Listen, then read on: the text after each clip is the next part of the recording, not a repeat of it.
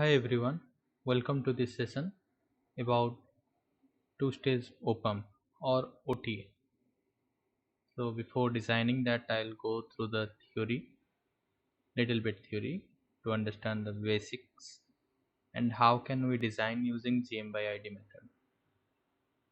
First, I want to demystify a myth about GM by ID method. GM by ID method is not something that will help you to design an OpAmp. It is a method which will help you the finding of operating points or operating region of a MOS. What we were doing in with our hand calculation, we can do that with a simulation with exact value. Okay, so we'll have an idea of how to design with that MOSFET or with that node. Like if I am designing it in GPDK90, so I'll have a knowledge of how to design that thing, or how the MOSFET will operate for that reason whatever I am designing. So how it will be behaving, that is what we'll get from GM by ID method. So if you want the MOSFET to operate in the saturation, we need the value in which values of VGS or VDS, or which value of length we are operating at a saturation region with a proper gain whatever needed for us. So that's with the GM by ID method and little bit of whatever knowledge I have, I can show you the path how to design a two-stage Miller OpAmp, Miller compensated with Nulling resistance. So this class may be little bit uh, it will take little bit time. This class may be a little bit longer, so I'll divide this video into several parts if needed. Okay, thank you, and let's start with the theory, a little bit theory, and then we'll go to the cadence. So guys, you can see so this is the final design. This is a two-stage OpAmp, really. Okay, without any compensation. This is a two-stage OpAmp, and you can see the let me get my pointer option. Okay, so you can see that this CL is our output capacitance. Okay, right? So this CL is our output capacitance. So means it is a load capacitance. It will be it should have sufficient load, so that it can, wherever it will be connected, it can mm, it can shoulder that load. Okay, so with this, because this is very important thing.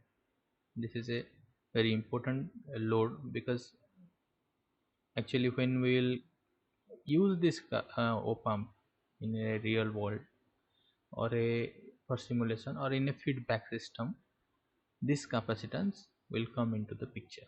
Okay, so this is a load capacitance. This part is our this part with M1, M2, M3, M4 and M5, M8. This part is our first stage of OpAmp, or we call it a 5T OTA, because normally 5 transistors are there. We are not including M8 in that 5 transistors. So M8 and M5 are used for a current mirror, and also M7. M7 is in the second stage. So there are two stages. First stage is where our input is given.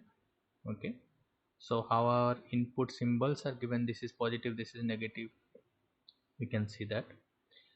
So the thing is, this one is our first stage, and this one we can use for gain. We can In the first stage we can increase our gain to a limit, because in the second stage we are not worried about gain, but you can see that there are two common source amplifier. So if you see this M6, okay, so you can see M7 is load for that M6 and it is a common source. And if you see the M7, it is, you can see M6 as the load of M7 and it is a common source amplifier. So for a common source amplifier, we are using in the output stage to get a full swing. Okay, in a common source we can get a full swing of our output. So this second stage is for high swing. How much swing I can get from the second stage, we will try that one, but the gain is mostly dependent upon the first stage. Second stage will add the gain, means the gain of the second stage will multiply to the gain of the first stage. Okay, so we can see that this part is our stage 1.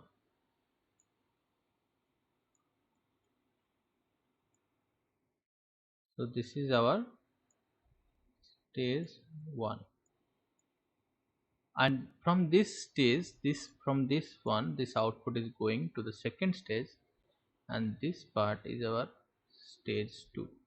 Okay, so this stage 1 is for gain, while this stage 2 is for our linearity, or we can call it as a swing, for swing, high swing, high swing, high gain. So we'll try, if you want to have higher gain, so you will try first with the first stage, and at last the gain will be multiplied with this gain. Suppose this is this open loop gain is A1 and this open loop gain is A2, then final gain will be A1 into A2. So second stage will add some gain, okay, so or multiply some gain, but mostly the second stage is for higher swing. Okay,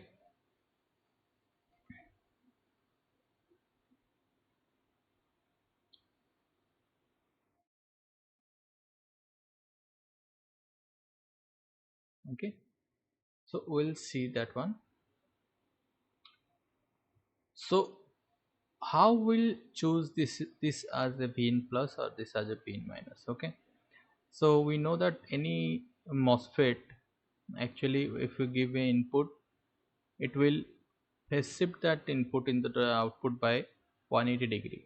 Okay, so with that we'll calculate whether this MOSFET, whatever input we are giving, what will be the output, and according to that, suppose this is V in plus.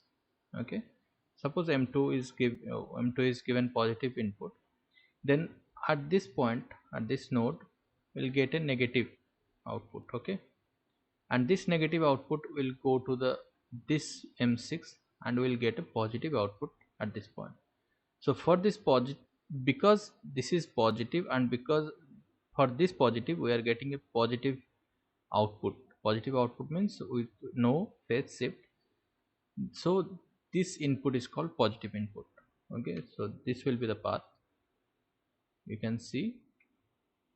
Okay, similarly from V in minus, if you see for M1 V in minus, this point 0.3 will be, if you give a negative input at M1, that will be 0.3, 0.3 will be positive, and 0.3 is connected at in between the into the gate of M3 and M4, and from there, so 0.3 is positive, so the gate of M3 and M4 is positive, then for M4 it will give another negative, so 0.1 will be negative, again from 0.1 it will go to the 0.2, it will be positive. So because of this negative input we are getting a positive output. So in this diagram we can say that M2 will contain a positive phase shift input, and M1 will contain a input of 180 degree with 180 degree phase shift. Okay, so there are two first thing, this thing is about how the input will be checked. Okay, so if it is a single state, the input will change the direction. This M1 part will be positive, M2 part will be negative, and the total current whatever in this branch, okay, in this branch M4 and M2 branch, and through the M3 and M1 branch, whole current will go through, pass through that M5. So M5 current is twice of the current going through the two drivers. Okay, going through the drivers, that is M1 or M2. So, and we have to draw this current from some output source, that is here a current source, ideal current source, or in our real life we use another constant gm method or something else. That current source that will come from outside world, another part, that is another part to design this current source. Okay, so from this current source what we are doing, we are doing a current mirror.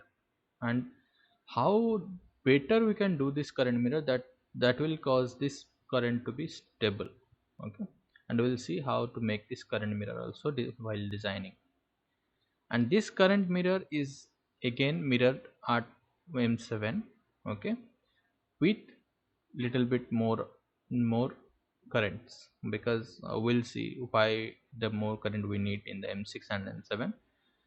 um, because of that, that is the demerit of this OpAmp, this two-stage OpAmp, Miller OpAmp, that to linearize the thing we need more current in the output stage, and the total current becomes higher.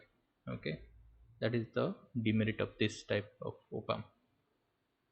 So this is about using a compensated or non-uncompensated capacitor. Okay, so suppose we can see here in the diagram, we are seeing two major poles. Actually there are three poles, 1 2 3 numbering are there, but two are major, 1 and 2 are major poles, and 3 will be at very higher frequency. Okay, so for that 1 and 2, since these these two poles will be very close to each other, what will happen, you can see this point. Suppose this is our pole 1 and this one will be pole 2, and they can be in the different, this can be also pole 2, this can be also pole 1, because they will be very nearer to each other. Okay, so from body plot we know that at the first pole you will get a minus 20 dB of per decade slope, and then again another pole, another minus 20 dB per decade slope. So this slope will be minus 40 dB per decade.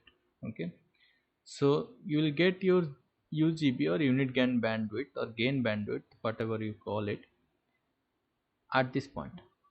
Okay, so if you see this dotted line uncompensated, so at this pole, okay, your 180 degree your shift of phase will start because of this pole, and it will shift up to 90 degree, and you can see 180, then at this point exactly it will be minus 45 degree, then it will go up to 90 degree for this pole.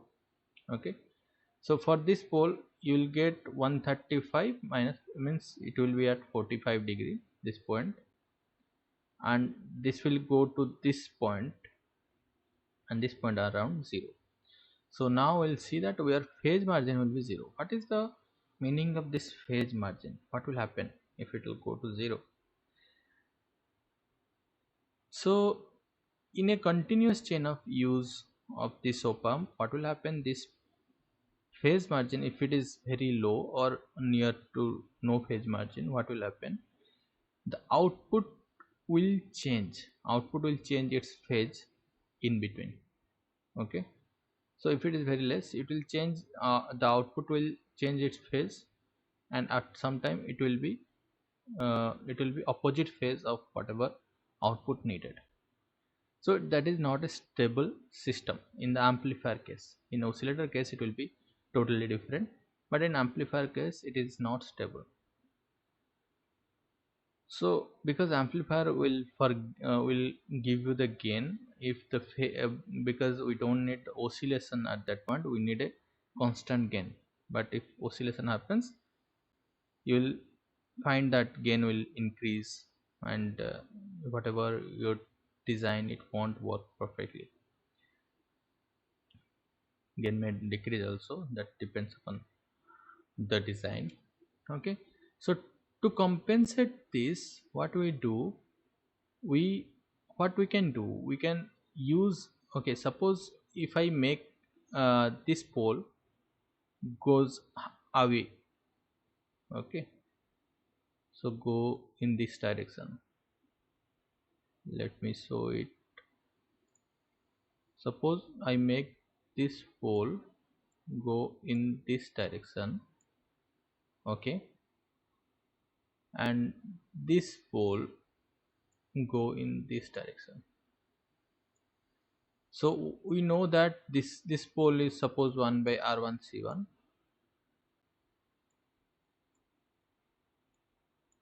this pole is 1 by r2 c2, okay. So to make this pole go away this direction, what we can do, we can make this capacitor low, okay. Of to make or to have this uh, pole go this direction, what we can make, we can make this capacitor high, okay. And this compensation is done by Miller compensation capacitor, okay. So this that Miller capacitor will push this pole to this side, left side, and push this pole to the right side. How it is doing, okay. First, what is a Miller capacitance? So let's go through this slide, okay. So most of this concept are from Rajavi and Ellen Holberg book.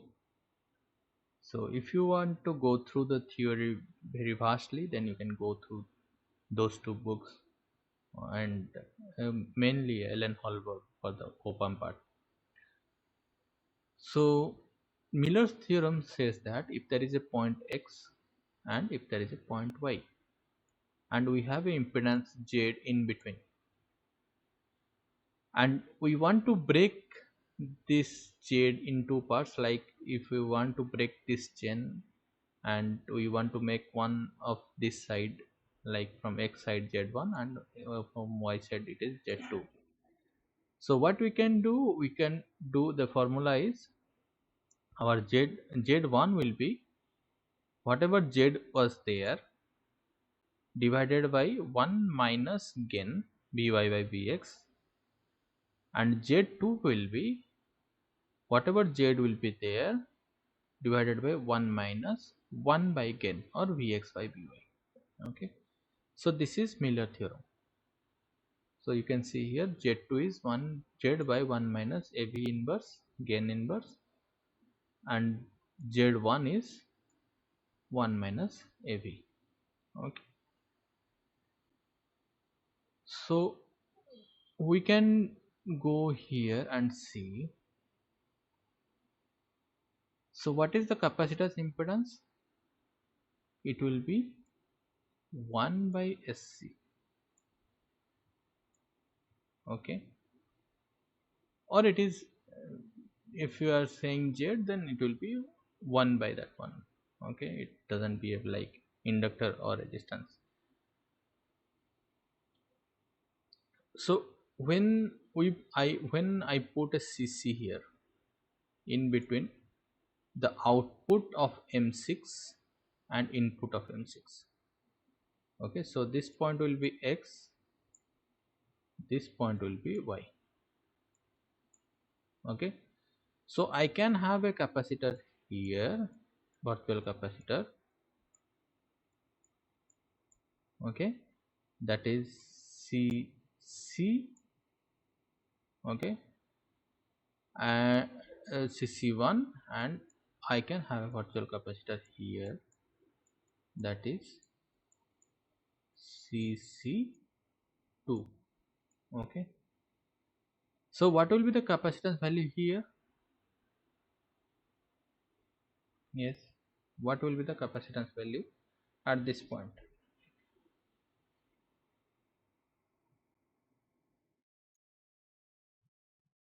For pole shifting, whatever the what is the capacitance value for that point?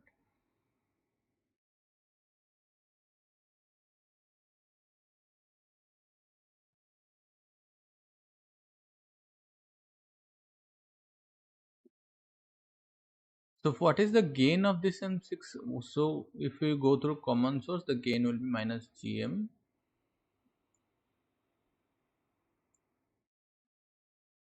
into R naught. Okay. So if I go through this one, this capacitance will increase, and so previously it was C1 was there. Okay, for this I got the pole 1 suppose, and with that C1, this is C1, that is Z. What is the impedance? 1 by CC1 into 1 plus A1, 1 plus GM1 naught. Okay, so we can say 1 plus GM1 naught,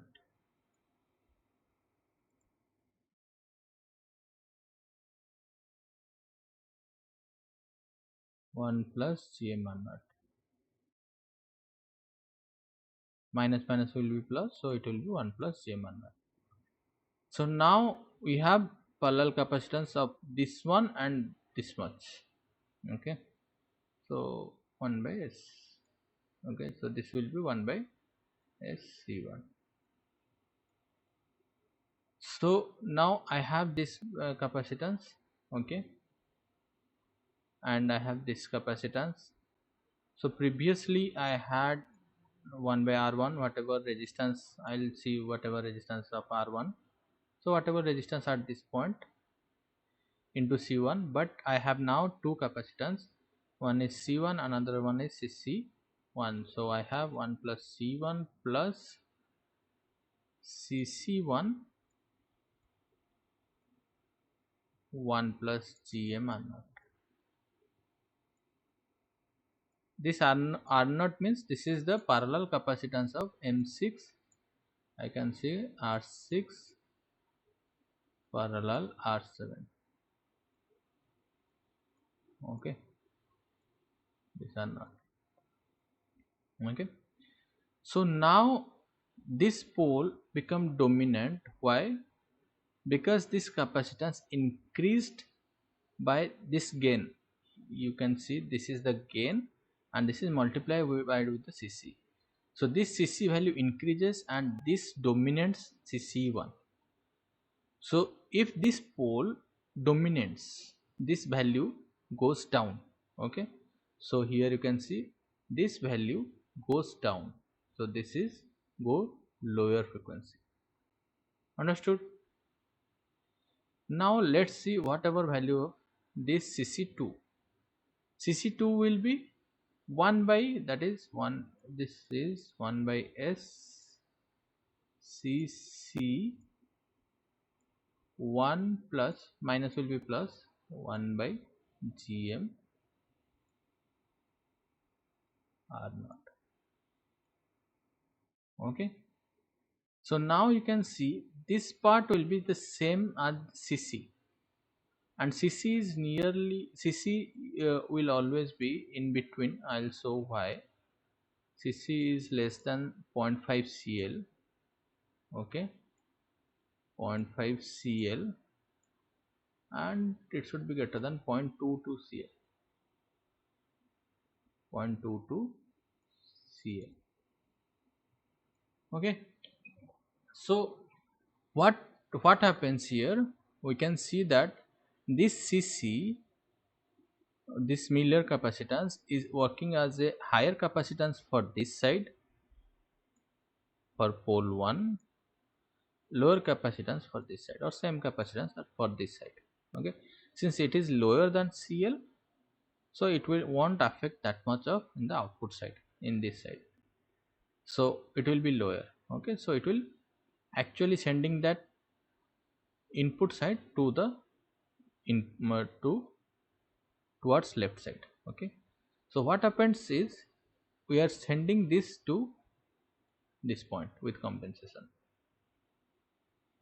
Now what happens if this point goes to this side, and this GB we can measure and we can give this value, we can take, have this value, and if we can somehow put this value outside GB, okay, then this is a stable system. How it is a stable system? Because we have only one pole, that is relative pole, one relative pole inside, because our one compensated pole inside that GB value means UGB, and another pole to the outside. Okay, so this is how we are we are doing the Miller compensation um, for our two-stage op-amp. Okay, then what will happen if it is Miller compensated? Then we can see that here we are getting the 90° at this point, and at UGB or after UGB we can get another one, so we have some value. Okay, so now here we are not getting the minus 45° directly, we are getting some value.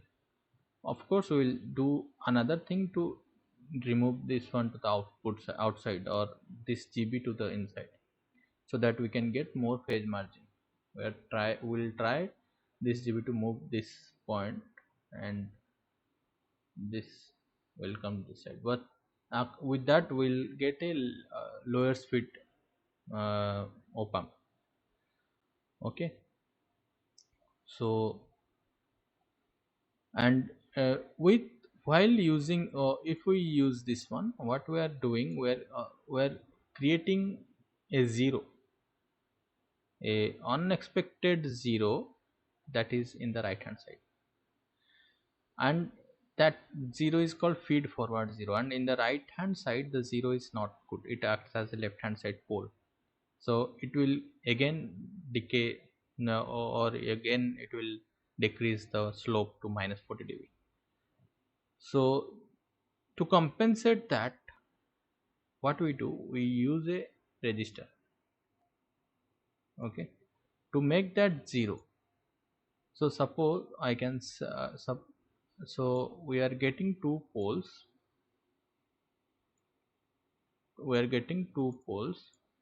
left hand side, but we are getting 1 0 at the right hand side, so this will also act as another pole. Okay, right hand side 0 will relatively act as another pole. So what we'll do, we'll null this pole, null this 0 by moving it outside.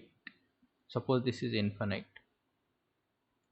suppose this is minus infinite this side, and this infinite and minus infinite are connected. So what we'll do, we'll make this 0 move outside towards infinite.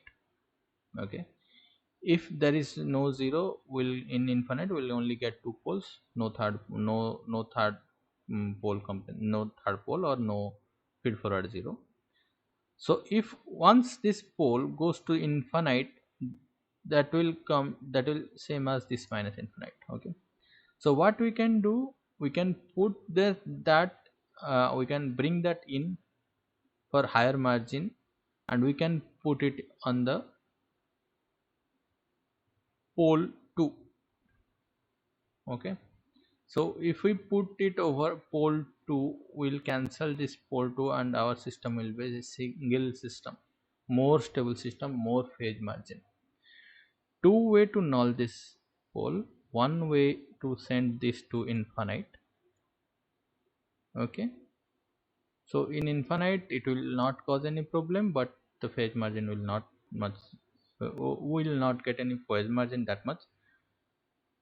But if you if your circuit needs more phase margin and you want more phase margin, what you can do, you can pull it over and put it over the pole 2. That pole 2 will come at this point. So this curve after this point, it should go like this if there is no zero, but if there is a zero, it will go like this. So if it is going like this with minus 20 dB, you are getting more phase margin, and this drop will not happen, it will happen after some time. Okay, so you are getting more phase margin, and if it is going down at this point, so you will getting less phase margin. Okay, so that is the point here. You can have two stage, and how you can do that. Suppose you want to calculate that one, you can calculate that current through this at this point, it is 0. Okay, so at this point it is 0. You can find the value of frequency.